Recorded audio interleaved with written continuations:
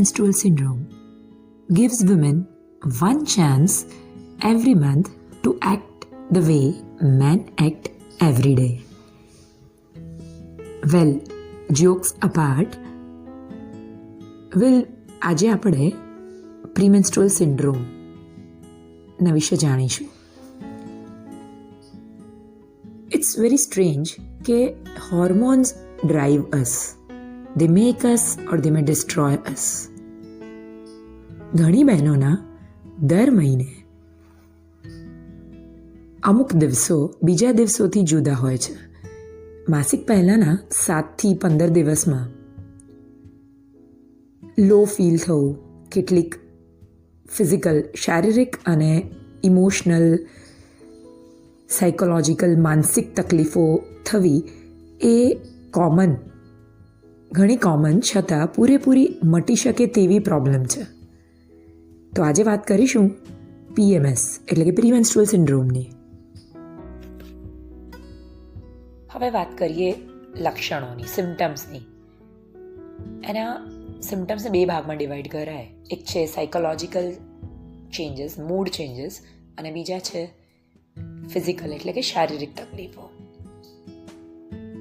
પહેલાં સાયકોલોજીકલ તકલીફની વાત કરીએ તો ઘણી વખત મૂડ ચીડચીડો થઈ જાય, કારણ વગર ગુસ્સો આવે, કામ કરવામાં ફોકસ ના કરી શકાય, વારે વારે ઊંઘ આવ્યા કરે અથવા તો બિલકુલ ઊંઘ ન આવે, સ્ટ્રેસ્ડ ફીલ થાય, કારણ વગર રડવું આવ્યા કરે, નાની નાની વાતમાં રડવું આવે, ડિપ્રેશન જેવું લાગે, ખાવાનું મન ન થાય કે ખૂબ ખાવાનું મન થાય વગેરે.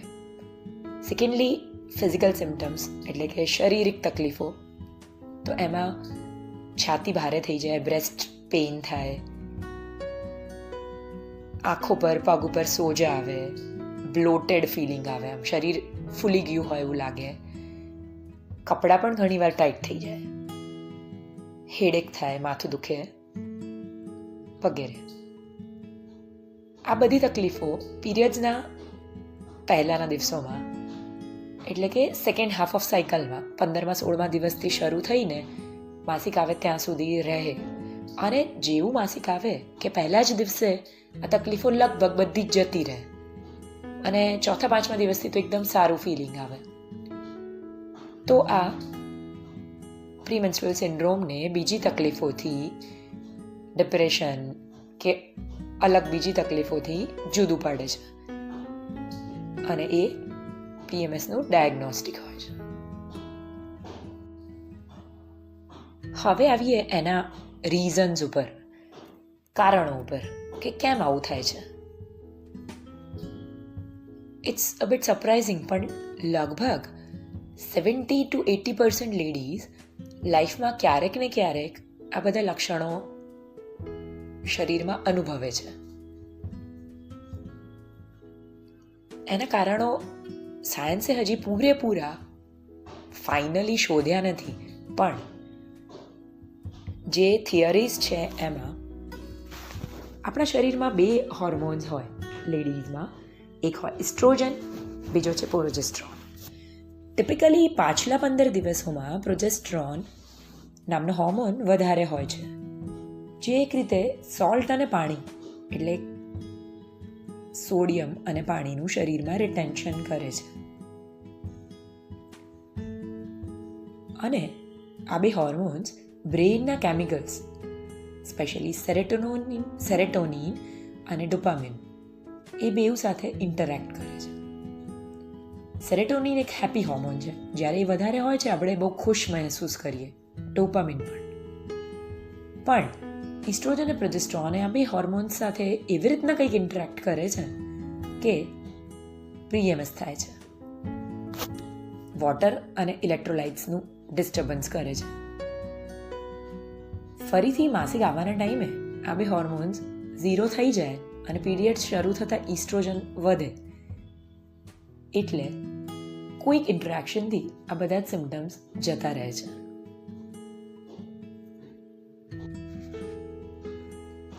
ફાઇનલી હવે આપણે વાત કરીએ આ તકલીફને અટકાવવાની અને જો થઈ ગયું હોય તો એની ટ્રીટમેન્ટની. શું કરી શકીએ? ઘરના લેવલ પર, પર્સનલ લેવલ પર. અને વોટ ડુ ડૉક્ટર્સ ડુ, એને પણ આપણે 4 ભાગમાં ડિવાઈડ કરીશું. પહેલું છે રેગ્યુલર ફિઝિકલ એક્ટિવિટી, એટલે વોકિંગ, રનિંગ, એક્સરસાઇઝિંગ, યોગા. બીજું છે ડાયટરી ચેન્જીસ. ડાયટમાં ચેન્જીસ આમાં ઘણા હેલ્પ કરતા હોય છે. જેમ પહેલાં વાત કરી એમ ઓછા મીઠાવાળો ખોરાક, કોફી, સ્મોકિંગ, ખૂબ રિફાઇન્ડ ઓઇલવાળો ડાયટ, આ બધું બંધ કરવું જોઈએ. શું લેવું જોઈએ એની સામે? તો fruits, specially dark colour fruits, berries, strawberry વગેરે, કેળા, લીલા પત્તાવાળા શાકભાજી, પાલક, મેથી વગેરે, કોકોનટ વોટર એટલે કે લીલા નારિયેળનું પાણી. આ બધામાં એક મેગ્નેશિયમ નામનું મિનરલ હોય છે જે PMSને થેરાપ્યુટિકલી મદદ કરે જ છે. એ વેલ પ્રૂવન છે. એટલે તમે મેગ્નેશિયમની ગોળીઓ લો એવું પણ કોઈક વાર કરવું પડે, પણ આ બધા ખોરાકમાંથી જો તમને મેગ્નેશિયમ મળતું રહેશે તો કદાચ PMS થાય જ નહીં, અથવા થયું હોય તો અટકી જાય.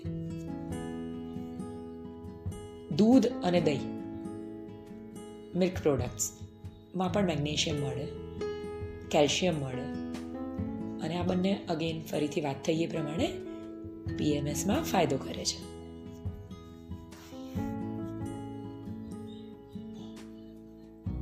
ત્રીજું છે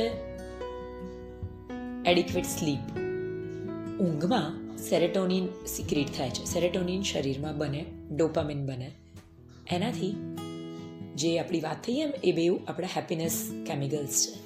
એટલે જો તમે સારી ઊંઘ લેતા હશો રેગ્યુલર તો PMSમાં 100% ઘટાડો થશે. રિલેક્સેશન, મેડિટેશન, એટલે કે ભલે ધાર્મિક રીતે માળા ગણો પણ ધ્યાન દઈને બેસો, રિલેક્સ થાઓ, પોતાની કોઈક હોબી પસંદ કરો. ઘણીવાર 40ની આજુબાજુમાં પહોંચેલી બહેનોમાં ઘરે છોકરાઓ મોટા થઈ ગયા હોય અને કોઈ એવું ન હોય જેની સાથે બેસીને વાતો કરે, રિલેક્સ થાય, પોતાના શોખ 20 વર્ષ પહેલાં છોડી દીધા હોય તો એ બધાને ફરીથી રીઇન્વેન્ટ કરવા જોઈએ. તમને જે પણ ગમતું હોય, ભરત ગૂંથણ, સિલાઈ, ગાવું, ફરવું, એ બધું કરવાથી ફરીથી આપણા હોર્મોન્સ જે સેરેટોનિન, ડોપામિન છે એ લેવલ પર આવે તો PMS ઓછું થાય. એટલે કે stress management by adequate sleep, meditation, hobbies એટલે પોતાના શોખ વિકસાવવાથી. બીજી એક અગત્યની વાત એ છે કે એડિક્વેટ સનલાઇટ લેવું વિટામિન D માટે. અને વિટામિન D કેલ્શિયમને, મેગ્નેશિયમને કામ કરવા માટે પણ જરૂરી છે. તો તમે જે સવારમાં ચાલવા જાઓ કે કસરત કરો એ સવારની સનલાઇટમાં, તડકામાં કરો એવું પ્રેફરેબલ રહે. Dark chocolates which is favorite of many of us, dark chocolates are very good for PMS. હવે ડૉક્ટર્સ શું કરી શકે? તો જો તમે ખૂબ સિવિયર તકલીફથી પીડાતા હો તો કેટલાક રિપોર્ટ્સ, જેમ આપણી વાત થઈ એમ થાઇરોઇડના, શુગરના, કરાવી લેવા જોઈએ. બહુ બ્રેસ્ટ ટેન્ડરનેસ રહેતી હોય, છાતી બહુ દુખતી હોય તો એક પ્રોલેક્ટિન હોર્મોન બી કરાવવો જોઈએ. આ બધા રિપોર્ટ્સ, B12 પણ અગત્યનું છે. આ 4 રિપોર્ટ જો નોર્મલ આવે તો આપણી વાત થઈ એમ બીજા ડાયટરી ચેન્જીસ, કસરત અને રિલેક્સેશનથી અલોંગ વિથ થોડીક મલ્ટીવિટામિન્સ, કે જે સ્પેસિફિક મલ્ટીવિટામિન્સ હોય છે જેમાં B6, vitamin E, folic acid, magnesium વગેરે હોય. એક ડિસ્ક્લેમર જરૂરી છે કે આ સાંભળીને, મારું પોડકાસ્ટ સાંભળીને કોઈ જાતે ટ્રીટમેન્ટ ન કરાવે. ડૉક્ટર પાસે એક વખત નિદાન કરાવવું એટલું જ જરૂરી છે. સિવાય કે બહુ માઇલ્ડ ફોર્મ હોય તો તમે ઘરે મેનેજ કરી લો. કેમ કે B12 ડેફિશિયન્સી અને ઘણી સાયકોલોજીકલ તકલીફો, ડિપ્રેશન વગેરેને રૂલ આઉટ કર્યા પછી જ સિવિયર એટલે કે ગંભીર પ્રીમેન્સ્ટ્રુઅલ સિન્ડ્રોમનું નિદાન કરી શકાય. અને એક મિથ, ઘણી લેડીઝ હોસ્પિટલમાં આવે તો એમ કહે કે પીરિયડ્સ પહેલાં તો આવું થાય જ ને, એ નોર્મલ હોય. But it is not at all normal. એ જરૂરી નથી કે તમે આનાથી આખી જિંદગી હેરાન થાઓ. એ ઇગ્નોર ન કરવું જોઈએ. દવાથી બિલકુલ મટી શકે. અને જો તમને આ પોડકાસ્ટ ગમ્યો હોય તો પ્લીઝ એને શેર કરો અને રેટ કરો. એનાથી આપણને ઘણી બધી બહેનોને પહોંચવામાં મદદ મળે છે. Thank you for your valuable time.